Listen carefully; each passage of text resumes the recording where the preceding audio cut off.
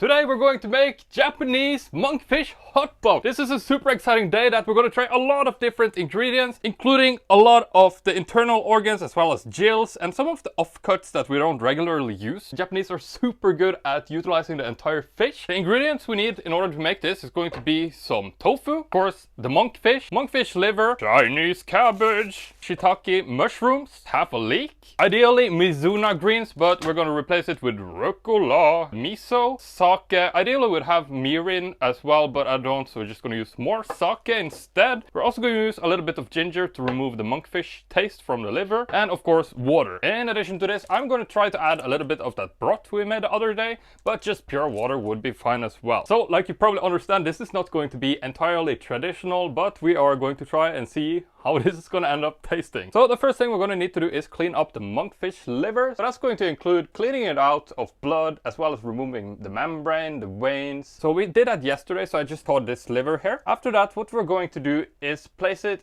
in a soak of soju and just a good, let's say a tablespoon's worth of salt. Now you can leave it in this mixture for about half an hour and you should get away most of the monkfish smell. It's very distinct. After about half an hour, you should be left with something like this. So I'm just going to clean it off a little bit further here. As you can see, there is still a little bit of blood left on it, but it doesn't really smell at all anymore. At this point, I'm going to place it into my skillet here, and we are going to go ahead and mince this liver up nicely. We're mincing it up like this so that it's easier to stir fry it a little bit later. I'm going to place this to the side, and we are ready to start working on the main part of this feast. I've gone ahead and washed off all these organs. We're going to use roe as well as the heart, also a little bit of the stomach, some of the fins we have here, with some nice off-cut meat that I'm super excited to try out. What's super exciting is to try out the gills, so that's going to be fun. And we're also going to try a little bit of skin.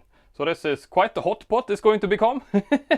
So I saw this really cool trick we could do to the gills. So the trick was supposed to help remove further dirt from the actual gills. I've never actually had gills before. So what they did was that they took the gills and they just placed them down like this. And they squeezed with the back side of the knife and they kind of pressed out even more dirt. And I guess blood as well. Yeah, you can see you get some stuff out here. Yeah, a lot of stuff came out and the gills are a lot cleaner. So I'm just gonna go ahead and clean up and cut the rest of all these pieces and organs into pieces. And the part I was most scared about of all to try to eat, the stomach itself. So we're gonna try to cut that up. It has a really strange consistency compared to a lot of the other parts of the fish. It's very slippery on one side and kind of firm on the other. Not quite like meat at all. The next step is going to be that we need to boil this a little bit. Now we're just going to boil it for a couple of minutes here. So the idea behind this boiling is to kind of release more impurities. After that we're going to wash them again in some cold water. Hopefully we'll get out some more impurities since this is organs. We're trying to be very careful with this part. And for those of you who worry about overboiling monkfish, it's not really a problem.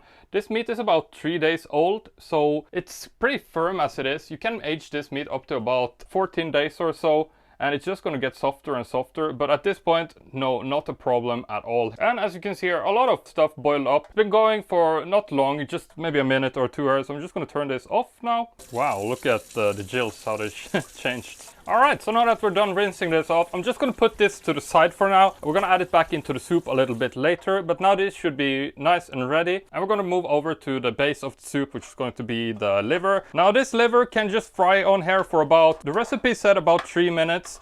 But the idea is that once the fat starts releasing from the liver here, we are ready to move on. So I'm just going to move it around here until it starts releasing some of that delicious fat. Wow, it's starting to smell really aromatic in here. I think we're ready to go in with the miso now. So we're going to mix that in with the monkfish here. Should probably be a couple of more minutes to incorporate this. Alright, I think we're just about ready to go in with the mirin, sake, as well as some of that water. So originally we should have 3 tablespoons worth of sake as well as 2 tablespoons worth of mirin. Instead I'm doing 5 tablespoons of sake as I don't have any mirin. And I'm also just gonna add a pinch of sugar here. It's gonna compensate for the loss of sweetness. So let's just salt bay this, or sugar bay, I guess. So most recipes call for a cup of water as well, but I'm gonna add 250 ml of this stock that we made on the first day of this challenge instead, because that was so delicious. And we're also going to go ahead and add some grated ginger here, about a spoonful worth of ginger as well. That's going to help remove that fishy smell as well from the monkfish liver. And at this point the recipe calls for moving the sauce over to a clay pot, but I just have this old beaten up a little bigger pot, so I'm going to use that instead. And at the same time we're going to add back in all the organs and meat. We're also going to chop up half a block of tofu. And while the pot is boiling up, I'm going to add, the recipe called for 4 shiitake mushrooms, but these are so small, so I'm going to add all of these. And it said to take off the stems. We're also going to add 2 stems of Chinese cabbage. So I'm just going to cut this off roughly, I'm figuring. Half a leek. Now there is a special Japanese leek. This one is so big. But I don't have that one, so I'm just going to use a regular leek. And I'm going to slice off the bottom. Plant that out here. Slice it along the diagonally, I think. Let's see if we can manage that. Easier said than done. So like that, and it looks kind of big, so let's slice it in 2 again. So I'm gonna add all of this to the pot, and now it should just simmer a little bit here. I'm gonna add a little bit more water because the broth got so thick here. So I'm just gonna let this simmer for a couple of minutes while I cut up the last ingredient, which should be mizuna, but ended up being rucola as I couldn't find the mizuna. This is the closest thing we have here. And these, actually they look pretty good as is. Maybe I just sliced them in 2 once. And we're just gonna put this on top once we've given the saucer a couple of more minutes. If this is your first time watching, my name is Tor. I'm making like this series on how to cook a bunch of monkfish dishes. I'm trying to eat monkfish every day this month. So if you're interested in that at all, definitely subscribe to the channel as there is a lot more coming. Whoa, it's looking delicious. Whew, alright. Who says it's not exhausting making food? Especially when you're filming it too. So let's start with the broth here. That's super savory and good. I really like that. And piping hot. It has a little bit of a fishy taste. I'm thinking that's because of the liver. I'm kind of excited to try some of those parts, like the skin and the stomach. A little bit scared too, to be honest with you. Alright, so I found a piece of meat. Try it just pure hair dipped in the sauce. This is awesome.